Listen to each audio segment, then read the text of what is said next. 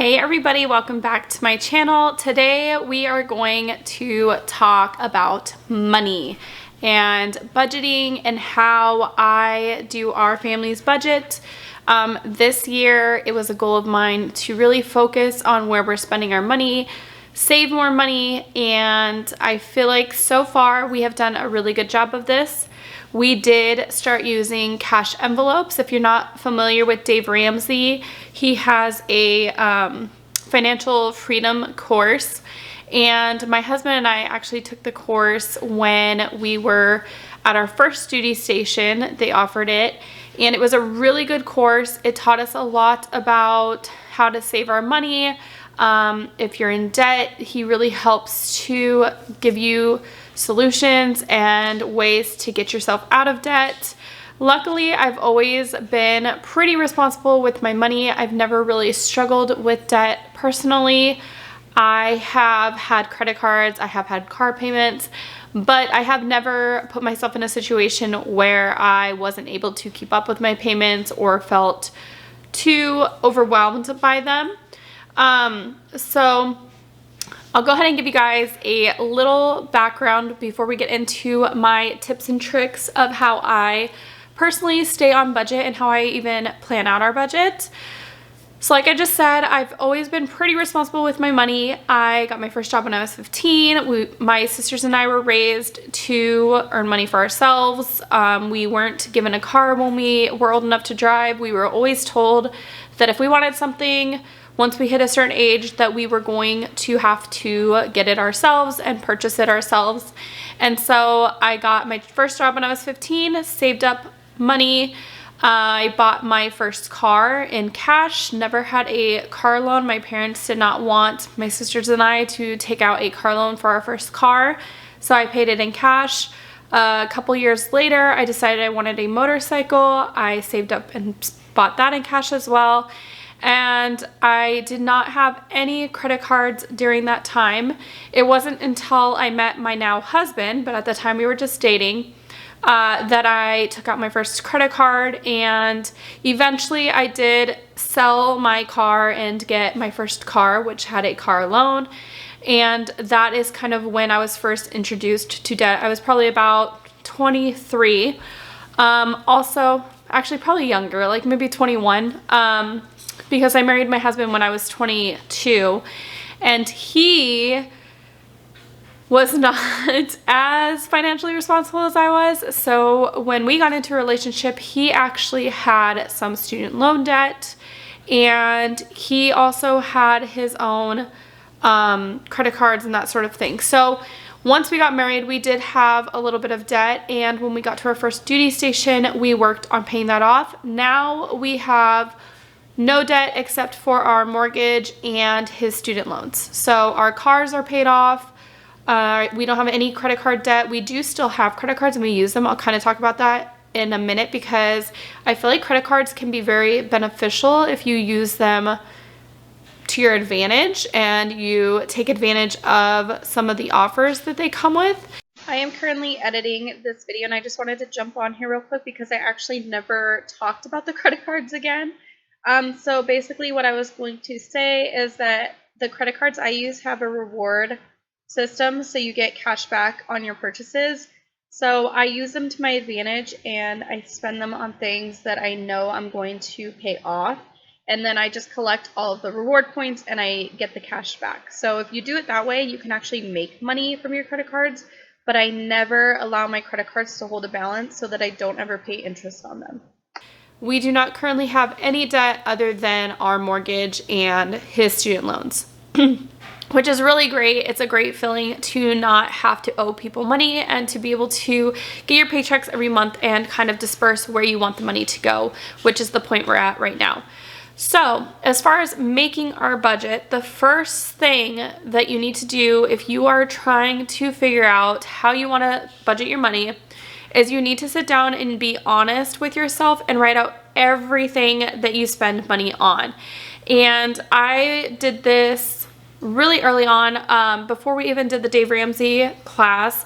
I had written down all of our reoccurring expenses, our fixed expenses. So if we were paying rent or our mortgage now or whatever, our housing was always something I included. Just basically our bills, phone bills, utilities, groceries, gas, things that you have to pay for every year that you know you have to, or every month that you know is going to come up every single month. So write all those out.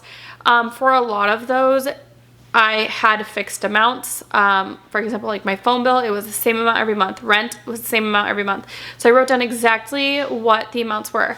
For things that I wasn't sure on, such as water, electricity, I always overestimate. So you get an idea of how much it's going to be after a few months. Like, look at how much you've paid, and then I always overestimate how much our bill is going to be. That way, whatever's left over, I can then put somewhere else, versus if I underestimate and we go over that bill, then we're kind of scrambling trying to pull it from somewhere else. So I always overestimate those.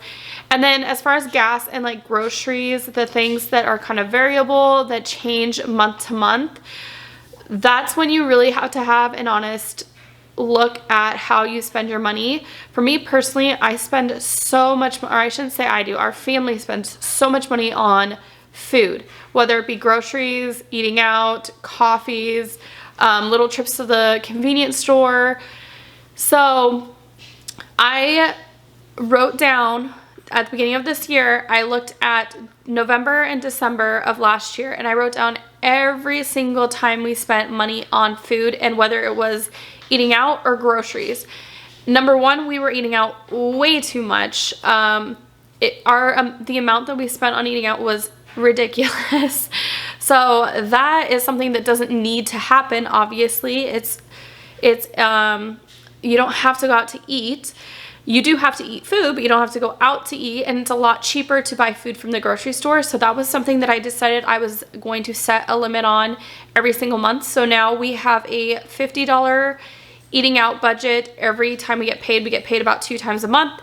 So $100 a month for eating out, which is plenty of money. That's enough for our entire family to eat out a couple times a month, or for me and my husband to eat out when the kids are at school or something every once in a while. We should not be going over that budget, in my opinion. So personally, I decided to set aside $100 for eating out. And as far as groceries go, I really looked at how much we were spending on our groceries. And again, we were spending way too much on groceries, but it was mostly because we were getting groceries and then we would run out and get a snack or grab a meal that we felt like having. So it was really just being honest with myself and realizing that we were basically just wasting money. And so again, just like I did with eating out, I set a realistic, and that's the key, you have to set a realistic budget for groceries and that sort of things. Because in the past, I have always underestimated my groceries, and I'm like, oh, it's fine. I'll stick to this. It'll be great. Like, it'll be fine. And we always go over. And then the problem is, if you don't have enough money set aside, especially when you're doing cash envelopes, what do you normally turn to? Or I guess I should speak for myself, but what I always turn to when I run out of cash is my credit cards. And then you start to accrue debt, which is what we're trying not to do. So I feel like I got ahead of myself there, but yeah, write out everything you have to spend your money on. Clothes, entertainment, I'm trying to think of the other stuff. I have kids, so school, there's always like random field trips coming up, fundraisers, that sort of thing. So I set aside money for school now. The kids have extracurricular activities. My daughter does swim every month. My son does archery. So literally anything. My husband's in the military. He has to get haircuts every 2 weeks. So haircuts. I wrote out every single thing that I know we pay on a monthly basis on a piece of paper, and I put how much we spend, and if I didn't have an exact amount, I estimated how much we would spend. And I need to backtrack a little bit, because as you're doing this, you definitely need to prioritize the stuff that you're spending your money on, because obviously money is not infinite, and you cannot just sit there and write, oh, I'm going to spend this on this and this amount on my hair, and you have to be realistic. And so if you only get paid X amount of money, you can't be budgeting more than that. So prioritize it. Your bills should be first, obviously. Something I did this year that I haven't done in the past that I feel is very important, and I've made excuses for it. But after my main bills, I would always start to divvy out cash in areas that weren't really necessities, but I kind of lied to myself and wanted to believe they were necessities. For example, clothes. You do not have to get clothes all the time, which I don't get clothes all the time. I don't know why I'm saying clothes, but like, I guess food for us. Like, we always would eat out with the extra money that we had. Extra money. But the problem was I wasn't putting money aside for our savings. Last year, every time that we'd get paid, I would divvy up our money to everywhere that I felt like we needed it, and there was never money left over for savings. And savings definitely should be a priority. So once your bills are written out, you should be putting money aside to save for savings, and that's what I've decided to start doing. So I write out all my necessities, I budget all of our money to the places that it needs to go, and then I do savings, and then anything extra that is not needed, I take whatever that amount is that's left, and I divvy it up however I feel we need to divvy it up. So I'm not going to give you guys exact amounts for me personally, but I will tell you what categories I have for my envelopes, for the cash envelopes, and kind of how that works for me. So I just found these envelopes on Amazon. It came with even more than this. It actually came with this little pouch that they came in. There's a bunch more cute designs in here. And it came with little labels to put on there so you can label what your cash envelopes are. And then it also came with these budget sheets. I don't know if it'll, there we go. It came with these budget sheets. So for me, I have a cash envelope for groceries. I have one for pets, school, clothes, eating out, and then our car and our house, which I actually stopped using because that was for like maintenance. We are homeowners, and like I said, we own our cars, and unexpected expenses come up with those things, and in the past those are things that I haven't planned for, and then a problem will happen, or we'll need an oil change, which is something you know you need, but you don't necessarily budget for that, or I didn't budget for that, and then I'm pulling it from other places. So this year I really wanted to kind of be ahead of the game and prepare for any unexpected expenses, or even expected expenses like oil changes and stuff that I didn't plan for in the past. So that's what that envelope was for, but I found that we weren't using it enough, and I don't want to have a large amount of cash on me at all times. So I did decide to leave that into a separate account that I don't touch. And I do have multiple accounts, so the account that I left it in is for all car and housing expenses and my gas. So whenever we fill up gas on the car, I set aside $80 every paycheck, and that's always enough. We haven't had any times where that hasn't been enough to cover us for the 2 weeks before we get paid again. And so we'll just use that account for gas, and we don't use it for anything else. So any extra money is there for if there's an emergency, or we need to do maintenance, or an oil change, or anything like that. So that is kind of how we do that. As far as the other ones though, we do keep cash for those. So the big one, the one that has made the biggest difference for our family, is groceries, because like I said, that was an area that we were spending way too much money before. And so I did decide to do a Costco budget and a grocery budget.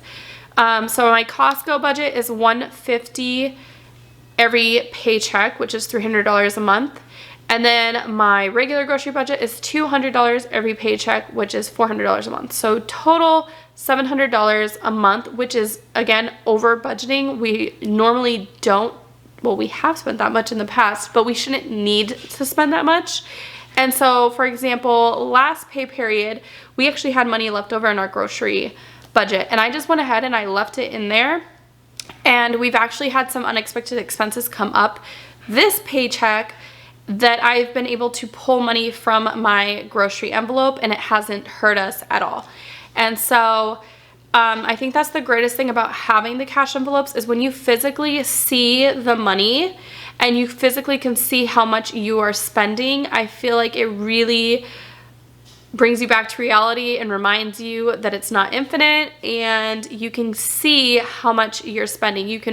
You realize that, hey, I'm getting this cake and I'm paying this money. Like, is it worth it to me?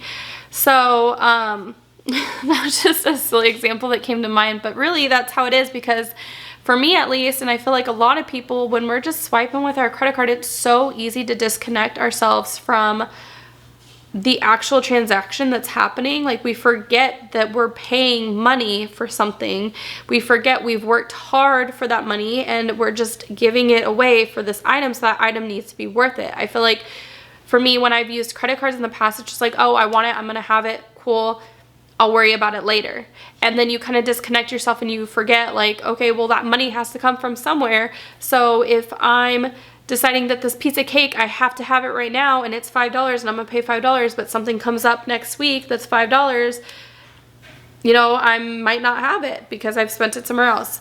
Again, silly example, but I'm just trying to paint a picture of like kind of where my mindset is this year, because I feel like it's really important to remember where our money comes from. It's not infinite.